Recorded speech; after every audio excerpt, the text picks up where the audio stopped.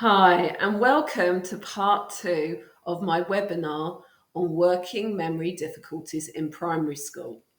So, in part one, we learnt a little bit about the signs of working memory difficulties and why they are so important in school, and how it can really affect your performance. Actually, not just in school, in everyday life. And so this part two, is focusing on what can we do about it? Because at the end of the day, it's all very well having working memory difficulties or knowing who has working memory difficulties. But the key is, what do we do to improve the situation for them?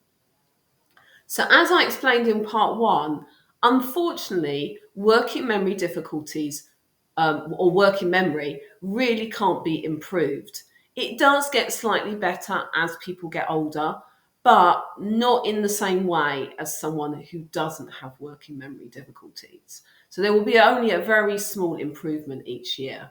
So therefore, we have to think of strategies that kind of work round it. And we really do, like I said in the first time, have to realize that this is something that a student can't control. It's not laziness or lack of effort or even lack of intelligence. It purely is that they cannot keep a lot of information in their mind at the same time. And particularly if it's new information, or I say meaningless, abstract information. When things have meaning, then they don't use their working memory. They would use their semantic memory instead. And usually there's no problem with that. So if something is information and it's interesting and maybe a story, they might be able to follow that as long as it's meaningful for them. So one of the key things that you can do, and it sounds very obvious, is just to make it acceptable for instructions to be repeated. Um, I know it's frustrating when you've spent a long time explaining something and you've gone through it point by point and you think everyone knows what to do. Off the students go, and then there's one or two students who don't know what to do. And our instinct is like, why were you not listening? You know, and we're frustrated.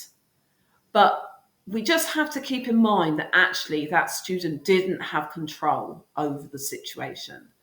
And so by making it acceptable for the instructions to be repeated, it means they can have access to the tasks. Many teachers know that when they've explained things to everyone, the first thing they need to do is go and check in with a number of students who they know might have struggled to have followed the instructions. If you don't do that, unfortunately, you leave the student nowhere to go.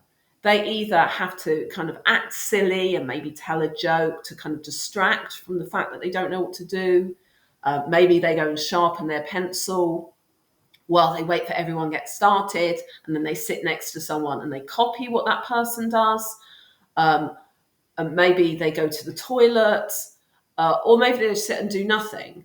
So you just create all this sort of work avoidance instead of actually allowing the student to access the task. When you're planning, and this is a really key thing, just to think about the cognitive load of a task and to think about the different things. In primary school, for whatever reason, we seem to put so many different layers in a task, and we sometimes don't realise that unless all those skills are automatic, we're actually asking a lot of students, and it really can just overload them. Just a writing task, writing a story, is very demanding on the memory. I mean, if you've talked about a particular type of story, they've got to remember those instructions. What did you particularly want them to include? Then they've got to think of their idea, and as they're writing down their idea, they've got to try and keep that in their head. Then you're asking them to think about punctuation, maybe choosing the best vocabulary.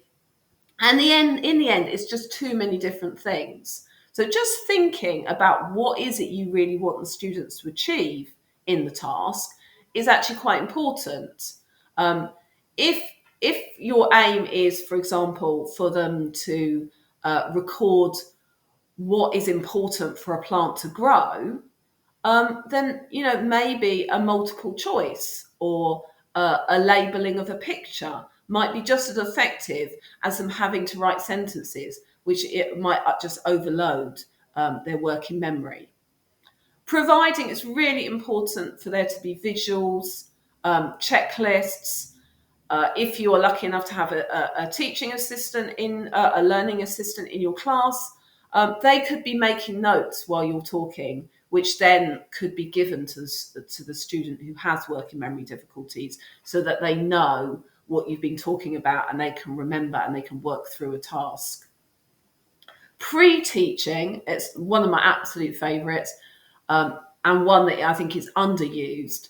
Just allowing students to preview the materials either in the morning or the day before. So I mean, this obviously with young students involves a parent or a learning assistant, but just having a chance to maybe look at the picture or the diagram beforehand and look at the vocabulary, have someone read the story to them that you're going to do the day before, watching a short video that has key vocabulary in it.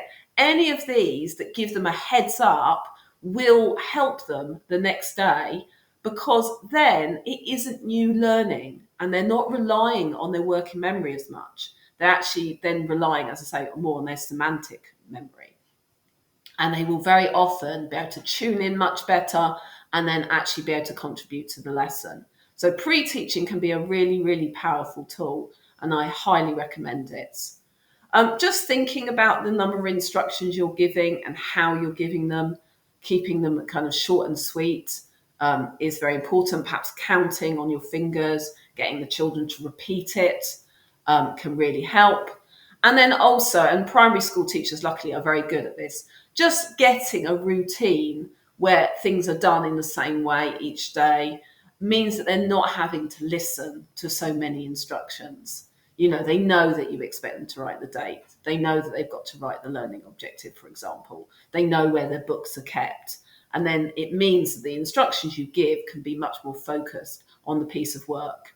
I know from my experience that the students I work with very often enjoy things like phonics. And the reason they enjoy phonics is because usually it follows a routine. You know, they know that you're going to review 5 words from yesterday, you're going to introduce a new letter pattern, then you're going to make those perhaps with magnetic letters. They know the routine that you have, and that really helps them and makes the lesson a lot less stressful for them. So again, some other strategies, and they're not, in reality, they're not difficult strategies. They're just things to keep in mind. As teachers, I feel like, you know, and I'm the same, we have our kind of default setting of how we like to teach. And it can be quite hard then to kind of deviate. But just adding a few of these extra things in and just changing things just slightly can make a huge, huge difference. And you might find as you're looking at lists, some of these things you actually do already. So just making sure that you link it to something that you've done before, reminding the whole class of a lesson that you've done before that perhaps links with what you're doing, can make a big difference. Giving opportunities to verbalize and rehearse the new knowledge. So I know a lot of teachers do this, that having the talk partners is actually highly effective, because being able to say something in your own voice makes it much, much more memorable. And if you've got a student who has working memory difficulties, then pairing them up perhaps with someone who's stronger, who will remember some things, and then getting them to repeat will also be very effective. Going back, this next one is kind of linked to what I said before, just making sure that there's one strategy that you're really trying to teach, one area of content. Obviously, you can build up and you can have a lesson where it draws on lots of things, but make sure each of those individual things has been taught first and kind of in isolation and then brought together. Teachers kind of modeling. I know a lot of people like the writer's workshop, where they talk out loud and they write and they say, oh, I don't know how to spell this word, I think it must be. That is actually hugely helpful. And again, really helps a student who's got working memory difficulty. It really does help them to tune in and work out what is going on.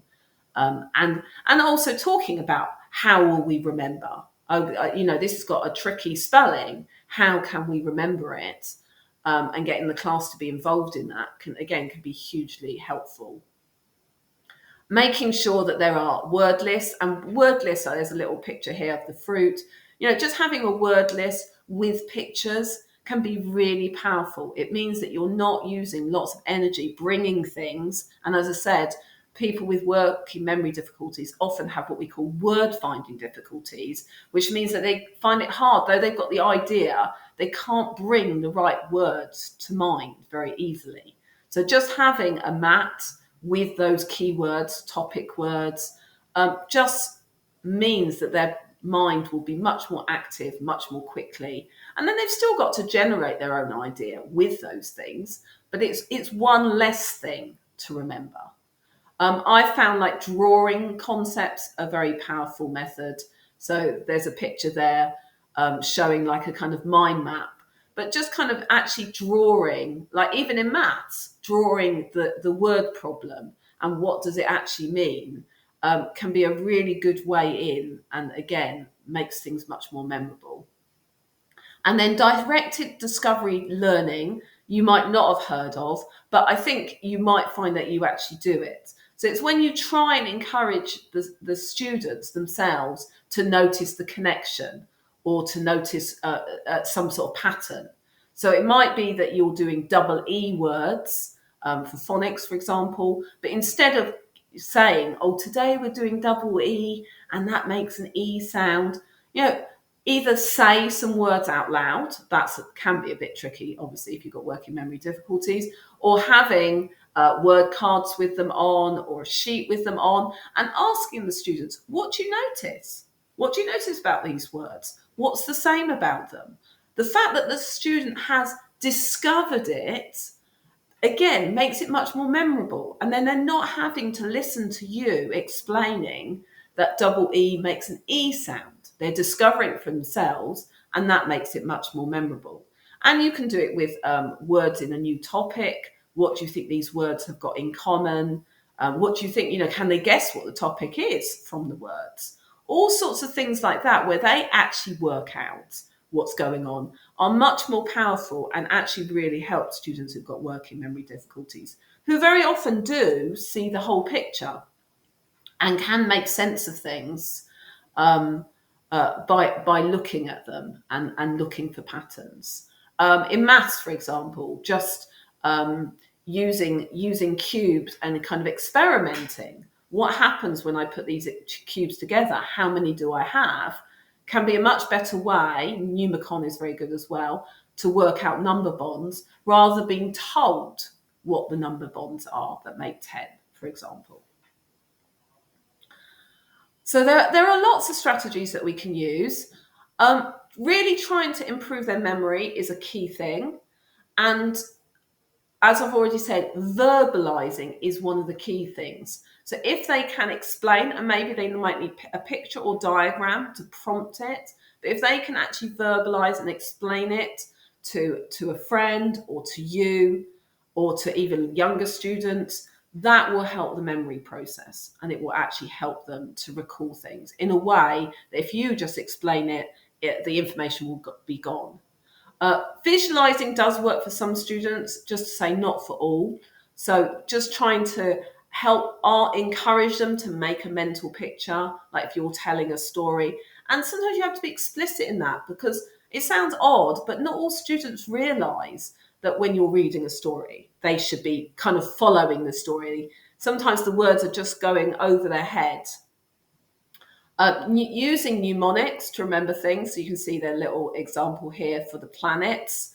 There's mnemonics for all sorts of things, but they are hugely effective in helping people to remember. Word association is another very good one, where you're thinking about how words are similar. So I've recently been doing EX, meaning to go out. You've got exit, exterior. So then if you're in science, if you're doing something like an exoskeleton, then it's a skeleton around the outside. So that word association can be hugely powerful. And any sort of movement. I used to do a little rhyme for learning spellings.